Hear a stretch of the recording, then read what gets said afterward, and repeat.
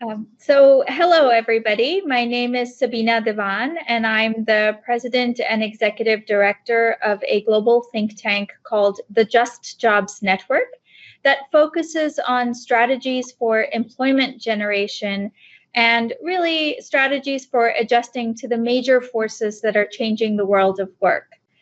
It is my pleasure to be here today and to moderate this panel. As we know, there are several transformations that are changing the way that we all live and work. These range from technology to climate change to the restructuring of trade into value chains, urbanization, migration, and of course, the big one, the pandemic. As these forces change the way that we live and work, we have today some experts here with us that are really going to help us understand the impact that these forces are having on labor markets, but more importantly, solutions to the kinds of challenges that countries around the world are confronted with. The ILO, the latest COVID monitor of the International Labor Organization, suggests that 8.8% of global working hours relative to the fourth quarter of 2019 were lost in the subsequent year. And this amounts to almost 255 million jobs. Now, of course, the effect of the pandemic is still playing out. So we still don't know exactly what the impact is going to be on small businesses, on workers around the world. And so to help us understand these issues and understand the impact of the pandemic among the impact of these other forces like technology, which the pandemic is also accelerating, we want to understand what the impacts are and how to adjust to these massive changes that are occurring in the world around. In order to do that today, we have a very excellent expert panel. So I'm going to go ahead and introduce all our panelists up front. We have with us Dr. Luis Kubota, who is a researcher at the Institute for Applied Economic Research, IPEA, in Brazil. We have with us Mr. Ignatov, who is from the Russian Presidential Academy of National Economy and Public Administration in Russia. Welcome. We have Dr. Wang, who's the Director General of the Institute of Ethnology and Anthropology of the Chinese Academy of Social Sciences, as well as Dr. Yafang from the Institute of Ethnology and Anthropology of the Chinese Academy of Social Sciences, CAS, from China. We have Mr. Sitebe, who is the Special Advisor to the Co-Chair of the Economic Cluster in the South African government from South Africa. Welcome. And Dr. Iyer, who is an associate professor at the Tata Institute of Social Sciences. So with that, we are going to first kick off with a message from Dr. Wang.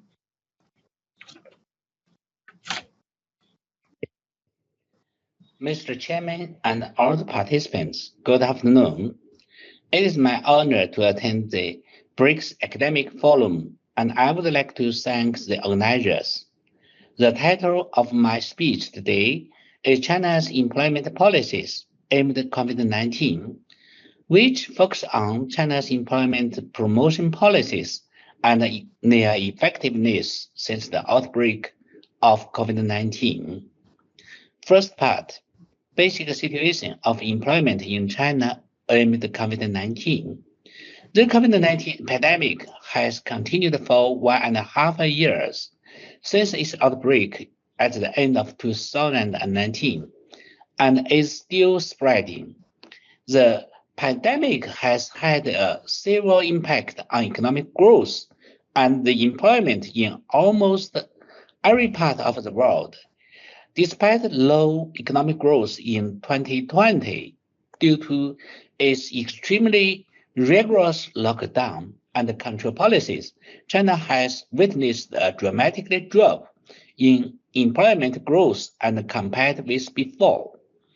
According to the statistic figures, 11.86 million new jobs was created in urban areas in 2020, down 1.66 million, or 12% from the previous year. the number of rural workers employed outside their hometowns registered 169.59 million, a 2.7% decrease.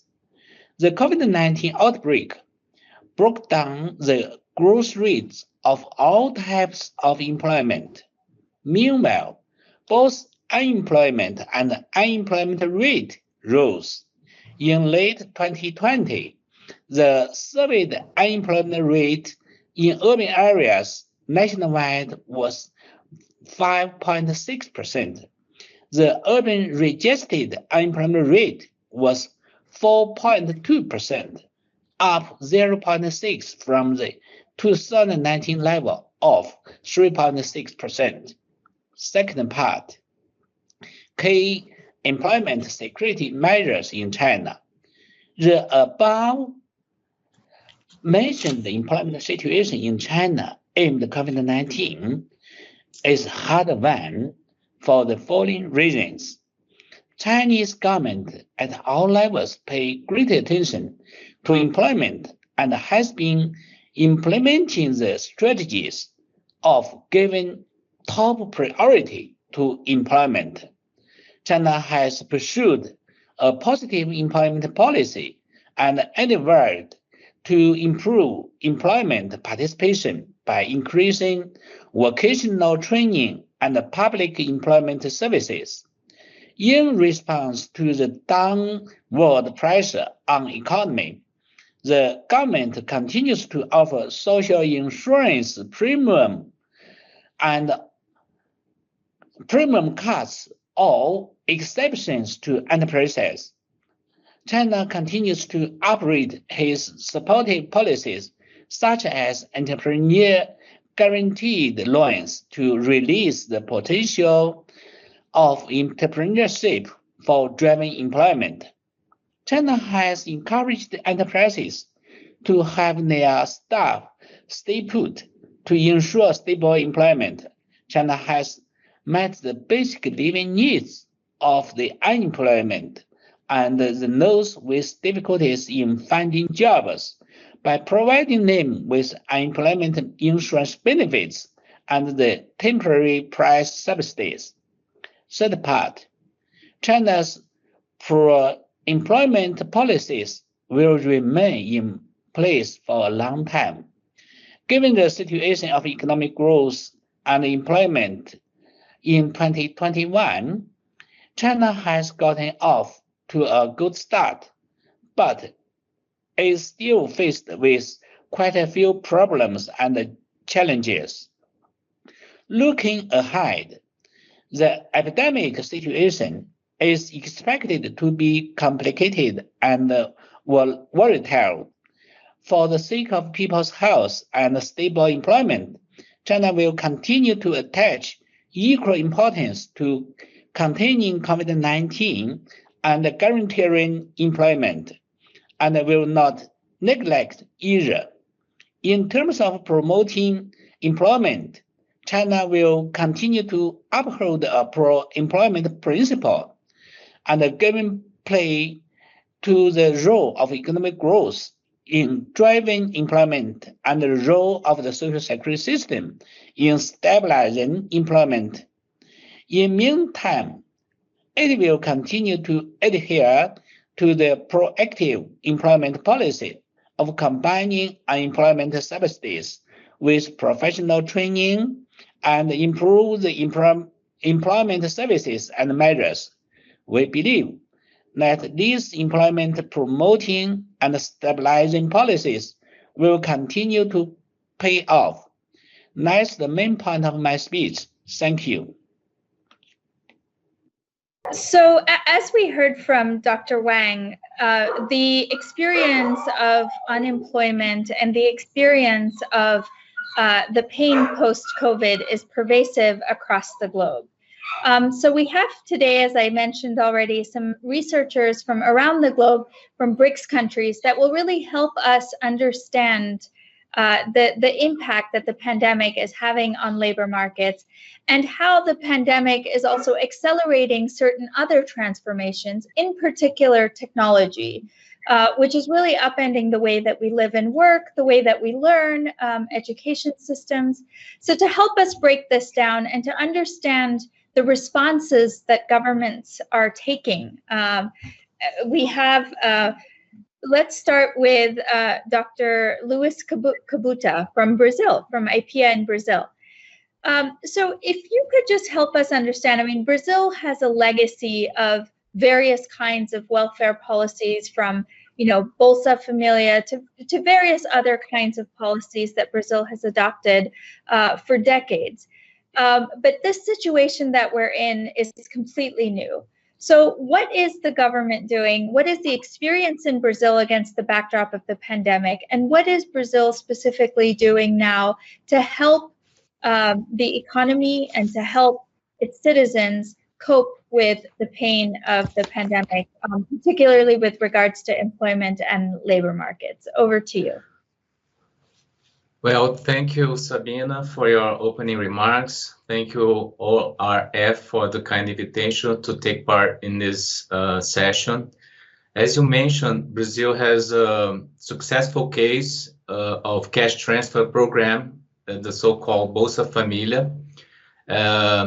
We at IPEA have also, some of our colleagues have also helped other countries in implementing their own programs. We also have a successful unified database for people that are allowed to take part in these social programs. But besides that, Brazil has given cash transfers in a much higher level than when compared to Bolsa Familia, and to many more people, because 70% of our workforce is in the services sector, and this is the sector that has been hit harder with unemployment and lockdowns.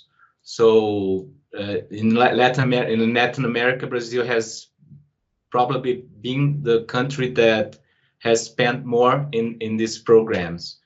And with regards to the employment side of the problem, Brazil is also thinking about giving subsidies to companies, giving youngsters their first job, but also to employees with 50 years and more, because the pandemic has also exacerbated the prejudice against older people, because it affected mostly seniors in the first phase. So these are the main actions that are being taken in Brazil to cope with this pandemic. Wonderful. Thank you so much. You mentioned the disproportionate impact that the pandemic is having on particular segments of the population, be it youth or be it those above the age of 50. Dr. Iyer, if I could turn to you maybe to also comment a little bit on the impact that you see the pandemic having on our country, India, and what you think the impact is on, particularly the impact on women. We know that there is a wide and growing body of research now that really speaks about the disproportionate impact that COVID has had in terms of the economic participation of women. India already has a low and dropping female labor force participation. We used to be pre-pandemic less than 1 in 4, and now by some estimates it's much lower than that.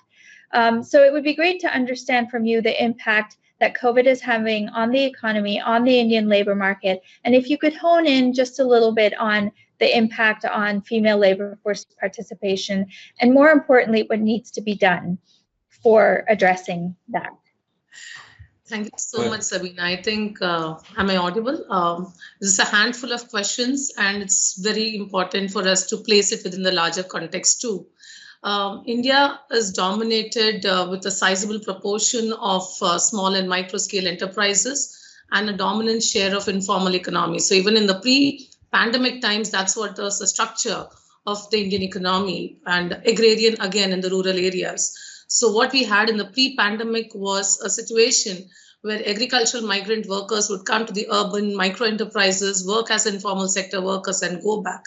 So coming very clearly to your questions as to what has the economic recovery really planned out for them, and do we really have clear-cut answers with regard to jobs in terms of recovery?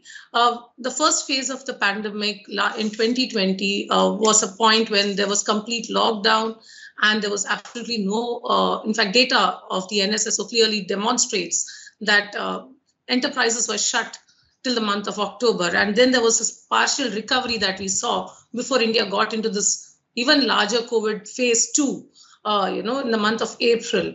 So there has been certainly a problem in the way in which our informal sector has got dually impacted. On the one hand, they could not really manage the shutdown that took place in 2020. And in 2021, even before they could come back, they have faced crisis of production and productivity. So this is one side of the structural reality of India's industrial sector. Now, if you look at the reports which have come out from the ILO, even in 2021, it clearly talks about how there are two categories which we need to be very clear when we speak about. One is workers, and two, women in particular within this category, where the youth with education, youth in the category of 20 to 35 years age group have not been absorbed back in the labor market. So the NEET category that we generally call, which is neither in the labor market nor in the education sector, neither trained, that's a large chunk of the labor force which is waiting to get absorbed once again. And over here, what Sabina has raised is a very important point. What happened to women? Most women were employed in home-based enterprises and were working in micro enterprises significantly and self-employed. Given the dual burden of paid and unpaid work which came on them during this COVID-19, they have not been reabsorbed back. So the migrant workers who moved out of the industrial centers, and that's one of the researchers have just completed in recent times, clearly demonstrates that it is a male migrant who has gone back to the cities, who started working again, and women are not getting jobs. Wages continue to be maintained at an extremely low level, and therefore you find rise in workers, the poverty among the working class too. And that's a serious number. That's about 40-45% of our workforce, which is pushed below the poverty line. So there's a serious structural reality which we need to be very mindful upon when we're talking about the employment status in India.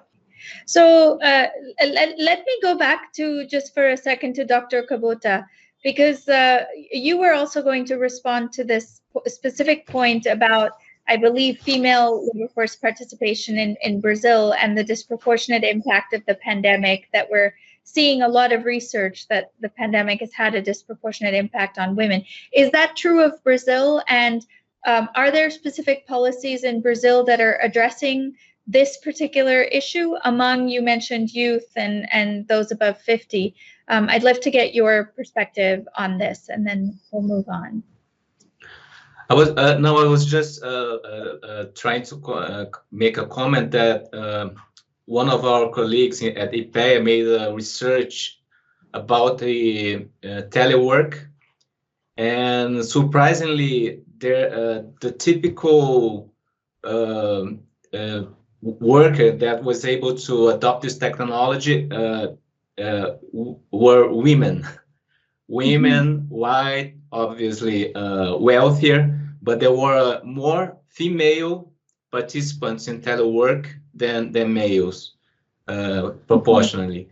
So I think it's an interesting result. But of course, this does not mean that the female the women didn't have to do the others workload that they used to do at home and with kids and so on. I think that it's been very hard for them, but fortunately they were able to take part even more than the men in the telework phase of the pandemic. Mm-hmm.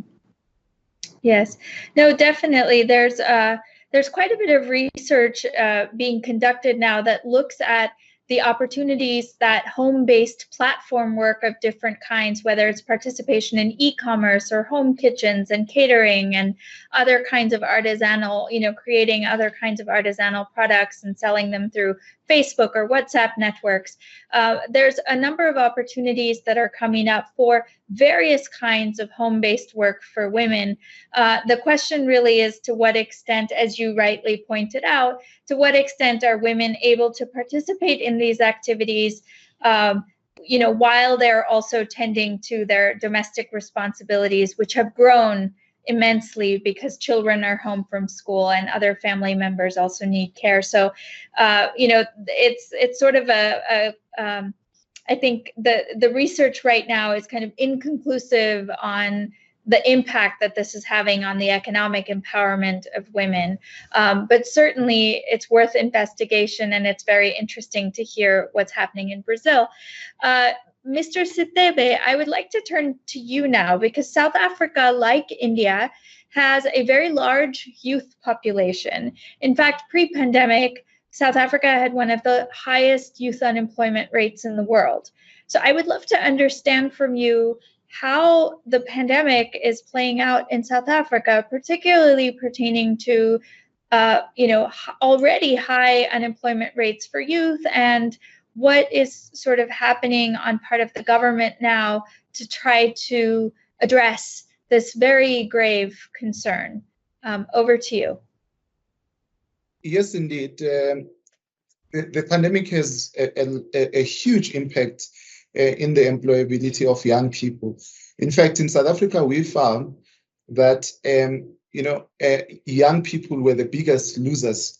They were already highly vulnerable pre the pandemic, but with the pandemic, young people's unemployment rate rose at a very fast rate, to a point that for young people who are just over the ages of 20, unemployment was now sitting around 50%, which is huge and unsustainable.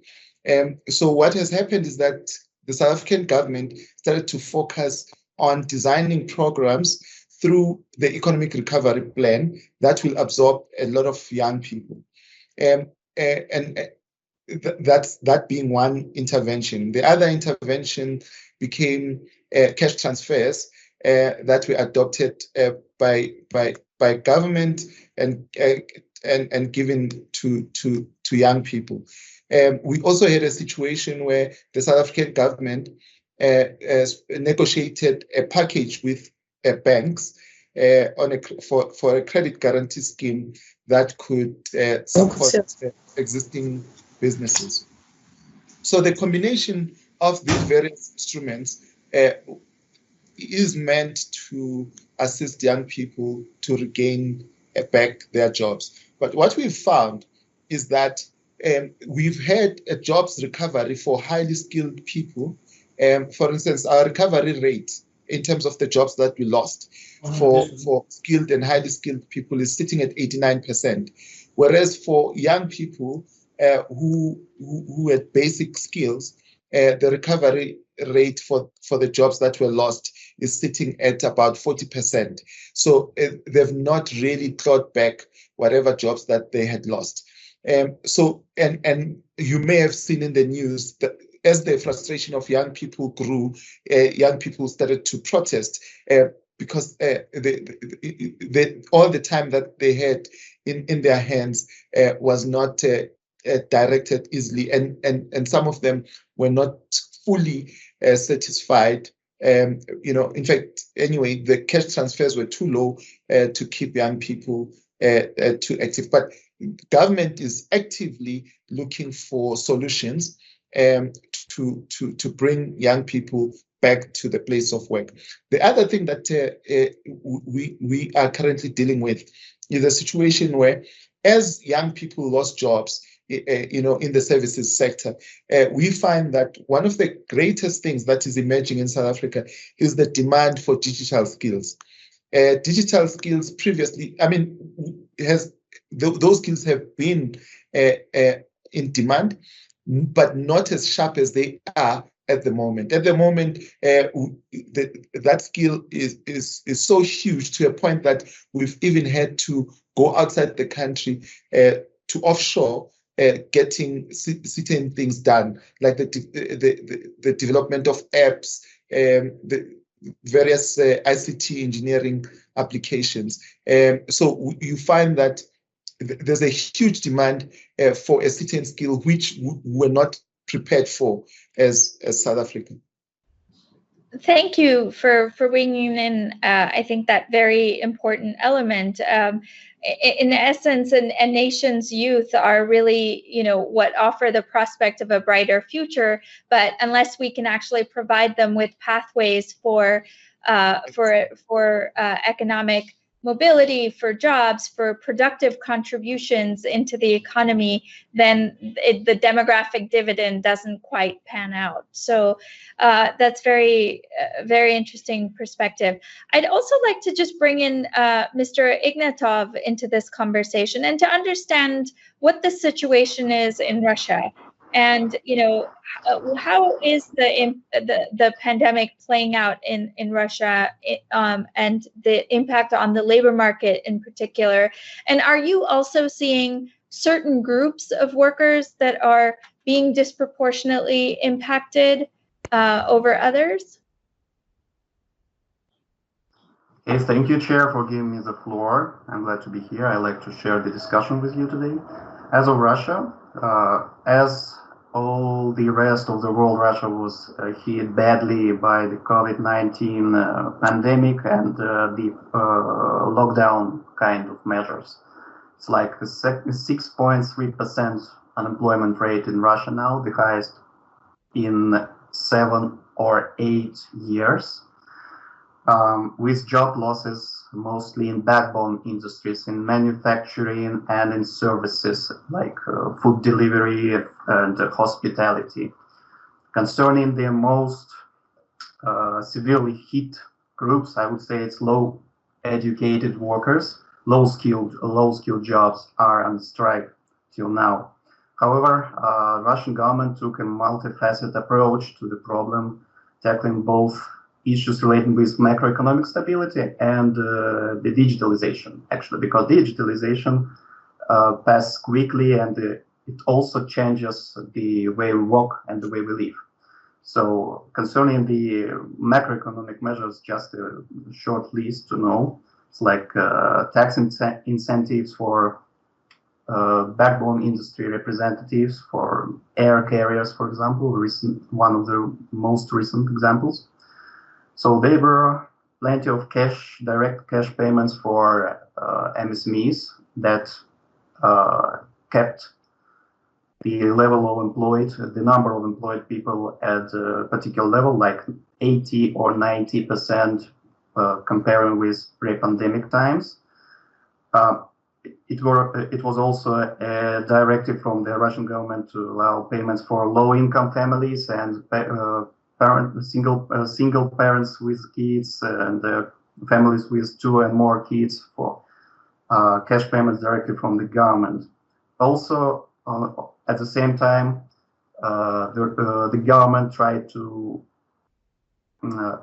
help local businesses, taking into account that better business, more jobs, even in time of pandemic, with getting rid of bureaucratic procedures. More than 3,000 extra or unnecessary business procedures were eliminated last year. Also, local governments did a lot to help the population overcome the lockdown. So, for example, in St. Petersburg, one of the biggest Russian municipalities, the local governments and local businesses as well donated digital devices for local students and school children to allow being involved in online education. Especially that is extremely important for low-income families. Also, I would like to draw your attention that last year was Russia's presidency in BRICS. So several decisions were made with the participation of all 5 nations of BRICS. And I'd like to draw your attention on the following. And also, I have some slides to share very briefly. Skipping the statistics, let's proceed with decisions made. So, for example, on macroeconomics track, what has been done by BRICS in Moscow? The BRICS leaders pledged to create favorable domestic legal frameworks for BRICS MSMEs to enter global markets. And as you see, all 5 BRICS nations have actively participating in fulfilling this task. Concerning Russia's participation, I have made a brief note already.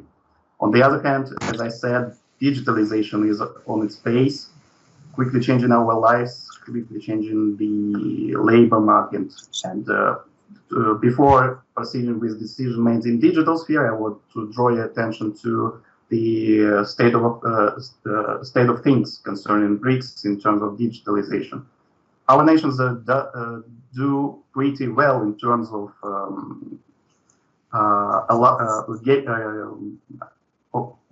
giving access to internet services and digital infrastructure. You see that in relating sub-index of ITU ICT development index, this great grand table on your screen now, and also in terms of skills development. Actually, in most of these aspects, the BRICS 5 is on the level of the global leaders that back in time were Iceland, South Korea, Switzerland, Denmark, and the United Kingdom. But on the other hand, there is a room for cooperation in e-commerce, and I think it's necessary to stress the attention of our decision makers on this aspect. In Moscow, the strategy for BRICS economic partnership was adopted till 2025, and here was a commitment made on providing better access to ICTs. And in leaders' declaration, another commitment was mentioned concerning facilitating dialogue on e-commerce. E-commerce in our days is, in my opinion, the main factor that would allow businesses compete successfully and provide more jobs everywhere across the BRICS. So the BRICS leaders made a commitment to facilitate dialogue in e-commerce working group, and I see that as one of the most prominent directions for cooperation in future among BRICS countries, along with continuing incentives for businesses. So I think I surpassed my time limit, so I should stop here. Thank you.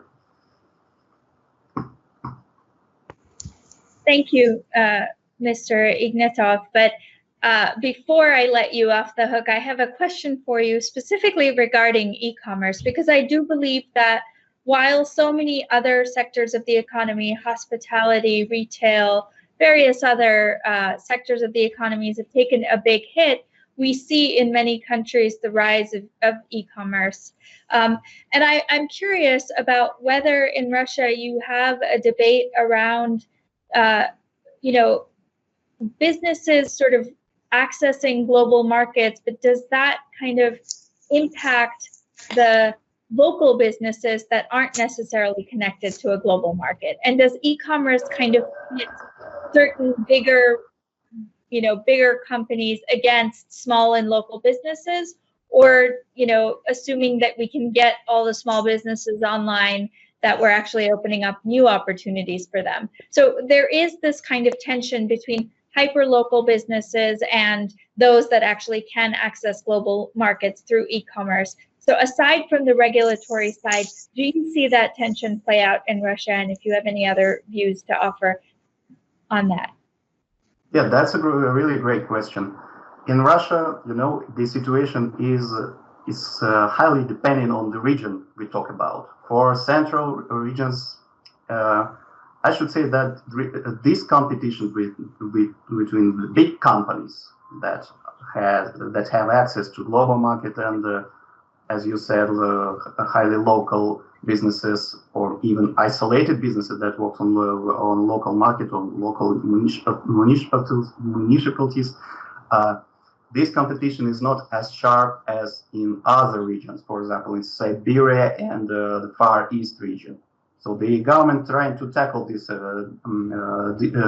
this problem, because it's not only about regulation on digital economy or even one-time incentives like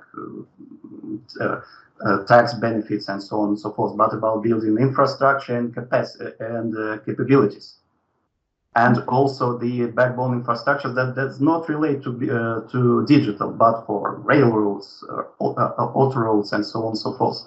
It's for a local company that operates somewhere in Siberia, it's really hard to access. Not even we don't talk about foreign markets, even local regions, neighboring regions, because Russia is really big in terms of territory. So actually, despite the fact that the digitalization and e-commerce is accelerating and its development is accelerating, here we are just at the beginning of formulating our view on how to do that. We have a strategy, of course, we should provide everyone with access to internet that would benefit local businesses. It would grant them access to marketplaces, foreign market, digital marketplaces, and local ones.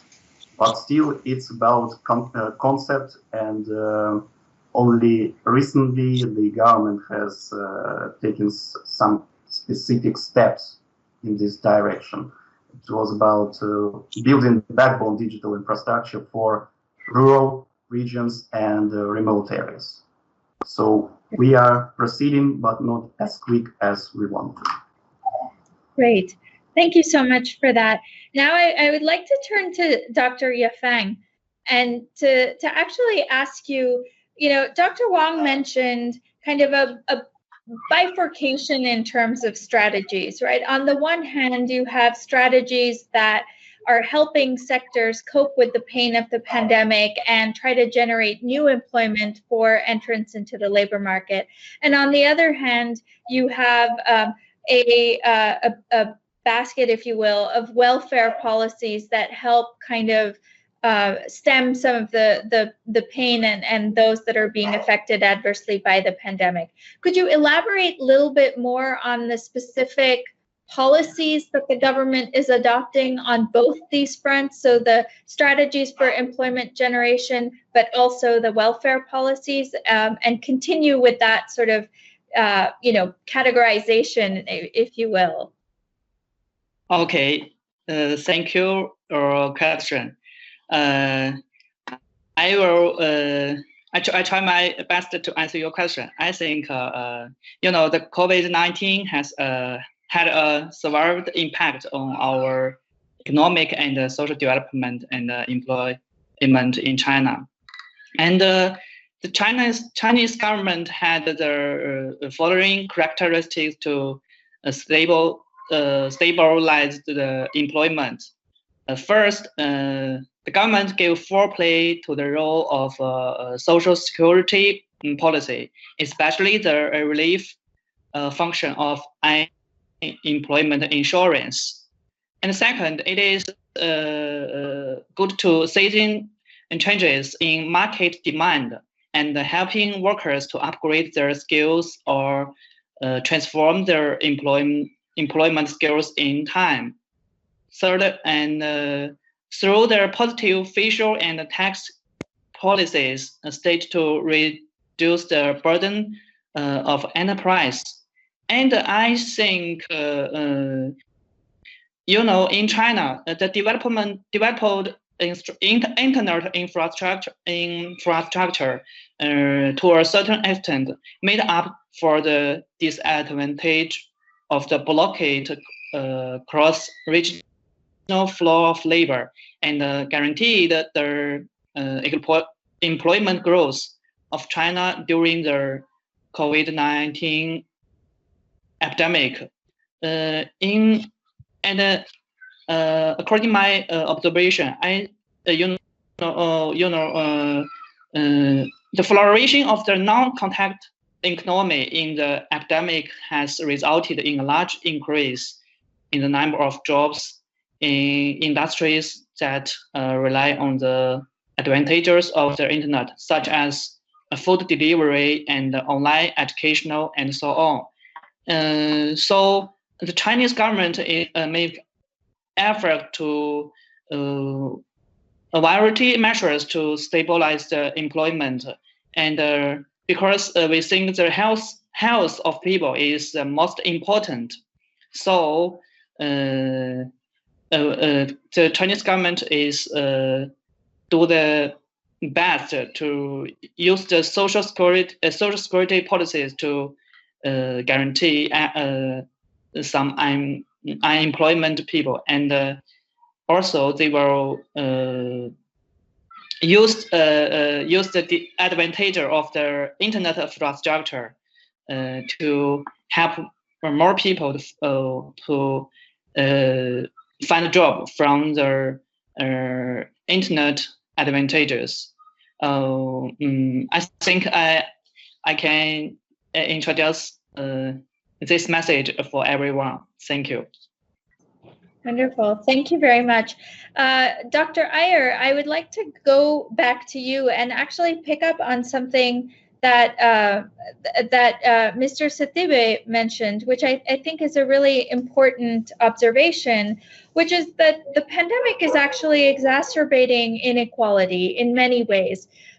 So, even in terms of unequal access to technology and unequal access to digital skills, we've heard from various speakers about the disproportionate impact it's having on young people or those over 50 or women. So in many ways, the pandemic, also through accelerating some of the existing transformations like technology, is also exacerbating inequality in our societies. And I was wondering if you could speak to that a little bit about the context of India, and talk a little bit about sort of the differential impact that the pandemic is having on people that are, potentially higher income and those that are lower income and perhaps in the informal sector. Coming back, and this is very important, Sabina, is that do we understand the question of digital technologies in workspaces as the question, and how the pandemic provided this fantastic space for it to, get across a multi-sectoral stretch. It comes from the very definition of what COVID pandemic did, of classifying work and jobs into essential and non-essential categories, where certain types of activities were classified as essential in public policies and enabled certain forms of access of jobs. For instance, when you talk about the gig economy, when you talk about platform works, and when we talk about a whole range of newer types of work from home categories which came in, clearly talks about a certain type of skill sets which would be recognized as valuable by the market. And that's exactly the point where the IT-enabled services, fintech, and a whole range of health tech segments, expanded at a multiple rate. And I think it really comes and stems in from there. And the moment I look at it within the sectoral space of what it did to the health sector, what it did to the retail sector, what it's done to the food sector, etc., you clearly know it's only certain types of jobs which are being considered to be valuable in the labor market today. And therefore, all those people who are there in the programming spaces who are already aware of the digital acumen have been remunerated really well and have been guaranteed stable jobs. On the other hand, in the gig working segment, which is what India has been pushing for, even within the BRICS forum, is to recognize that as an area of labor market transformation, where you find workers being employed on a piece day basis, on a daily basis, and as delivery boys, they need to be provided minimum wages. And over here, you find that the wages have got depressed from what they were in the pre-pandemic point of view. So as you rightly stated, inequality has got embedded within the very definition of the pandemic category of labor market and job creation. Now comes the point as to what do we do? And how do we engage with it? Clearly, it seems to be a very urbanized understanding of development, where we know that the gig economy will do exceptionally well only in the urban spaces, among the upper, the spaces where per capita incomes have been relatively stable. It does not really engage with the medium scale or the peri-urban regions or the rural areas, which is where I think this may resonate with what Brazil, what South Africa, what India and China have been grappling with extensively. What happens to the workers there? Are they also going to benefit from the digitization that is there, right? So what are two very fundamental points? The COVID pandemic classified jobs which are only iniquitous in nature, and therefore the K-shaped distribution was emerging. Jobs which were classified as essential remained open throughout the pandemic period. But what about the textile sector, which absorbs women, which absorbs labor of a certain skill, which was not fully digitized? They are just coming back to the labor market. And therefore, over here, you find that workers were absorbed in local economies, which were not even remunerating them enough. So the state over here provided certain kinds of social protections, gave them some safety nets, certain direct transfers were introduced at the subnational level in India to protect their lives. Food security was provided for about a few months. So we know that certain initiatives and state-led policies in India did come up in the second phases. But frankly speaking, digitization has created the real digital divide at 2 points. One, at the level of education itself, as children are out of school and schools have been shut down for the past 18 months. And education is all happening through the digital platform. Second, our skill-based programs which are running on the digital structures are clearly mandating only certain types of knowledge. We are not able to really reach out to the working classes who may be involved, say, in an engineering company to be reabsorbed in a bigger way. So work from home itself is bringing in labor market discrimination, where jobs are meant only for a few. So the point that has emerged therefore is that in the Indian context, and I can completely, when I looked at the data systems of Brazil and when I looked at Ignato's data analysis on skills and digitization, that's exactly the truth. That the pre-pandemic condition was already iniquitous, was embedded with unequal access to education, with unequal access to labor, with also the fact that rural-urban dichotomy was extremely vast. Now with the pandemic recovery period, we do not have a recovery package for the digital spaces. We are still talking about the technology sector, which will again benefit only the top 1% of the labor market and not really available to all. So we need to be very mindful when we're talking about jobs as to what types of jobs can be digitized in the developing countries. Which kind of activities can be really benefiting from the interconnectedness. The fundamental point is that the global value chain is broken down. There's very limited access to the micro enterprises which are getting connected with the so-called export sectors. One heartening news which I read this morning is the industrial belts of Tamil Nadu have finally opened up. And Uttar Pradesh suddenly opened up for the migrant population, which means there's some production which has started off. But that does not reflect the reality of the industrial segment. And clearly the employment policy that we have pursued seems to have missed out this very large understanding that the definitions have to be broadened up to encompass not just decent work, but dignity of work. Workers need to get dignified jobs, need to get wages which are more dignified. I hope that kind of captures some of the challenges which most of us would like to talk around. And yes, social security, which is what India and the BRICS Forum have been talking about. Let's bring it back to the multilateral structure. Let's talk about a new type of social security, not just repeating the 1952 convention of the ILO, which is occupational safety health alone. Now it is about living conditions, access to food security, access to health systems, which are outside of OSH. Can we talk about a newer type of social security for the workers? Thank you. Thank you so much, Dr. Iyer. You raised some really, really important points. And I think the very important finding here that I'm also hearing different speakers touch upon is the fact that digitization is itself a double-edged sword, right? On the one hand, it offers a world of opportunity, but those opportunities are limited to a few. And when you contextualize it in a world where jobs are becoming fewer and fewer, and we see an oversupply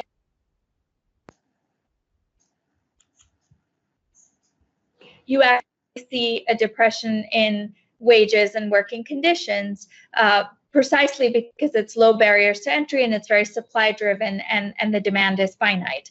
So that and then, you know, stories about children from low income households that are trying to do their schoolwork for the last year and a half on a mobile phone, which, you know, if you're a family of 3 and you only have one smartphone in the family, and you're a, you know, 7, 8, 9-year-old child, I don't know how much work you can really get done. So we're actually seeing academic regression, which will have long-lasting effects on all of our economies. But perhaps I don't want to be such a wet blanket and be so negative. We have a few more minutes, and what I'd like to do is what I like to call a rapid fire round. So please get ready, all my panelists. I have 2 questions for you. The first question is, where will the world be? Where will your country be? Not the world. Where will your country be in 2030? So just one sentence about that. And what is the one policy recommendation that you would like to table, that you would really like to see your particular government and the BRICS Forum adopt? So I am going to start with Mr. Sithibe. So those 2 questions, please. Yes. So what we have done in South Africa is that we have developed a plan for 2030. We've actually processed that very question ahead of time. And where we essentially are saying all the programs that we get involved with between now and 2030 must halve youth unemployment. That is our main focus. The second focus is that we'd like to close the gaps when it comes to infrastructure inequality, because we do suffer from that, where you find that certain areas have good schools and others don't have. So we've codified that into a plan which we've published, and it was also revised not so long ago. So those are the 2 main things that we'd like to do: halve youth unemployment and deal with asset inequality. Great. The second question was on, sorry, if you may repeat for me the second question. What is the one thing that you, so where would South Africa be in 2030, which you've answered, and what the priority should be, what according to you, which you've also sort of answered, but please feel free to add. Yes, and the other priority is the issue, which is also across the world, the issue of funding of SMMEs. In South Africa, we have a very unique situation where the majority of the people were historically not allowed to participate in the economy. So the whole issue of SMME funding is going to be critical going forward, so that a lot of these young people are not only recipients of social grants, but that they make incomes for themselves, they earn incomes for their families, and income for the country. Thank you. Great, thank you very much. Dr. Kabuta, I will now ask you the same 2 questions. What is the one thing that you would really like to see tabled in your country and the BRICS Forum, and where do you see your country in 2030? What would you like? Where would you be? Thank you for the questions. I will start with where Brazil will be in 2030. I'll try to be optimistic as you are. Well, vaccination is going much faster in Brazil, so we're progressing to become to what people are calling the new normal. So I'm optimistic about that. And also Brazil, the commodities are also having a little boom, which benefits countries like Brazil and Russia. So this might be good for countries like Brazil and Russia. So I'm optimistic that we're going back to normal maybe by the end of this year, next year. About policy recommendations, I would like to emphasize some things that were mentioned by Dr. Ayer about schools closed. So I think this is you also mentioned that this is gonna scar this generation that is was pretty hurt by schools closed in Brazil. Public schools stay closed in some states and some cities for almost 18 months. So this is, I think, it's gonna have to be a priority to recover and to try to repair this damage that was already made. Great. Thank you very much. Dr. Yafang, over to you. Okay, yeah, I'm here. So the same two questions for you. Where do you see China in 2030, and what is the one policy recommendation that you would like to table for China and for the BRICS Forum? Oh, it's a big question, you know. I think, according my understanding, you know, the Chinese government will continue to use the tool of social security policy and our advantage of internet infrastructure. You know, this is a big power of China to use the advantage of internet of infrastructure, because it creates many employment for young people.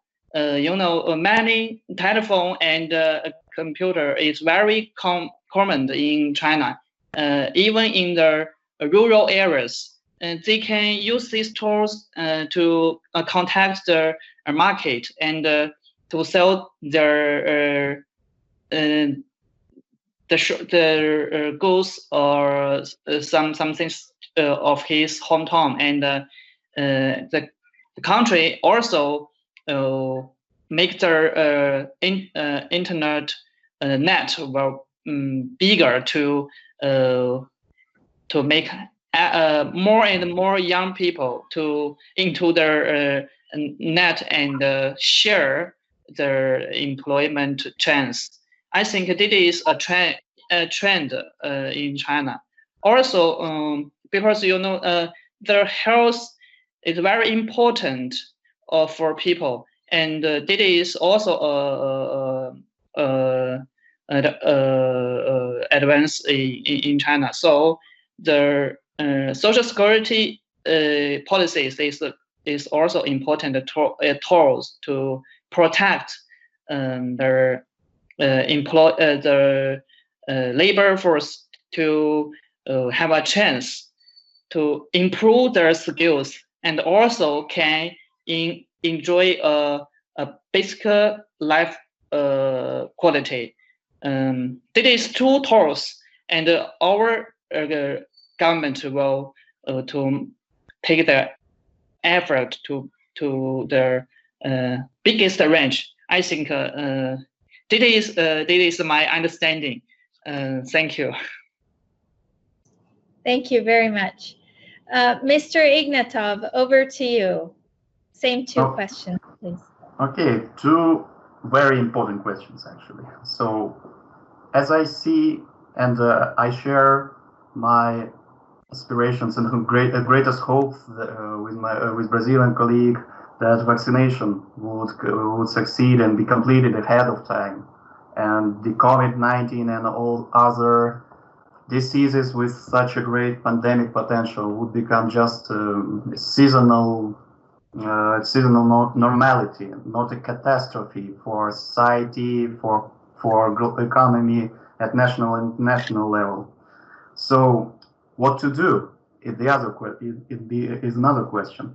I hope that Russia would take its advantage as a potential global IT power, because we have a lot of know-hows. We have a potential to create world-class IT giants, just like Yandex and Mail, our national companies, our national brands. But still, they are not as big and not as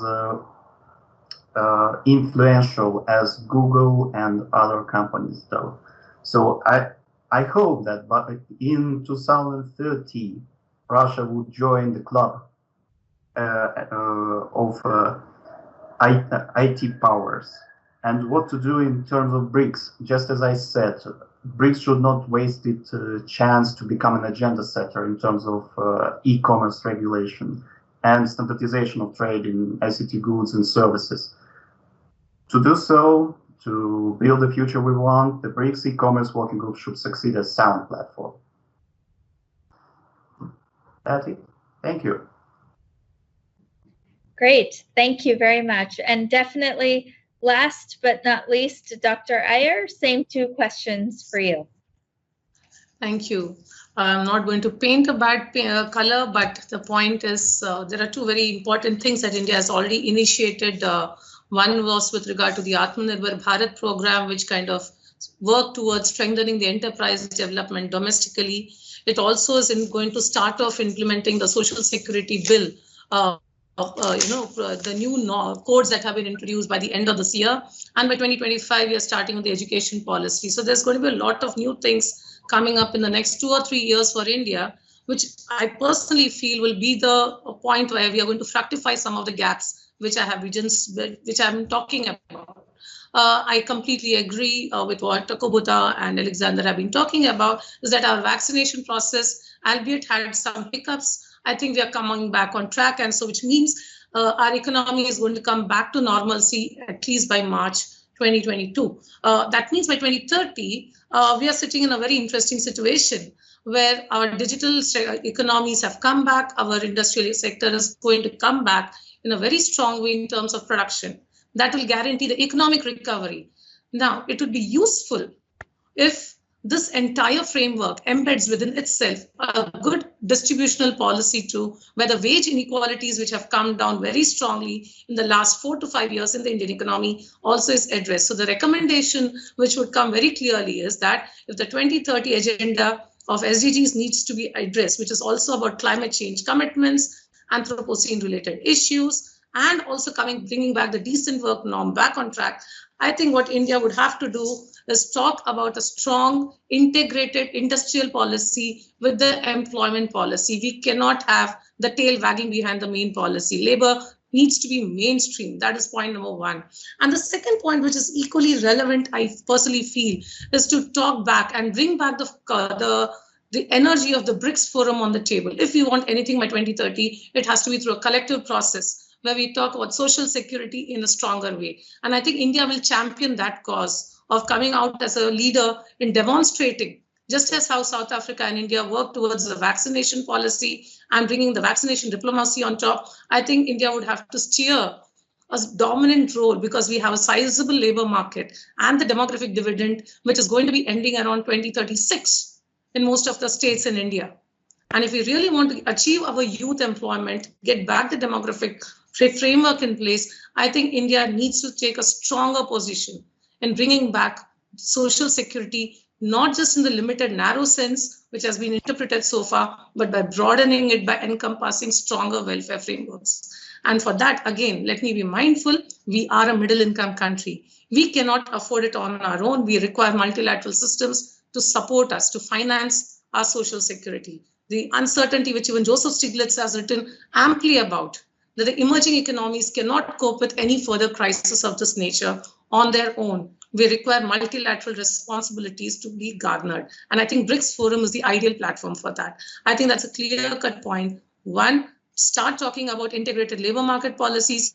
Two, start talking about social security diplomacy policies. I think that's where we need to be steering ourselves as we move on. Thank you. Great. Thank you all very much. A big thanks to the Observer Research Foundation and RIS for hosting this very important dialogue.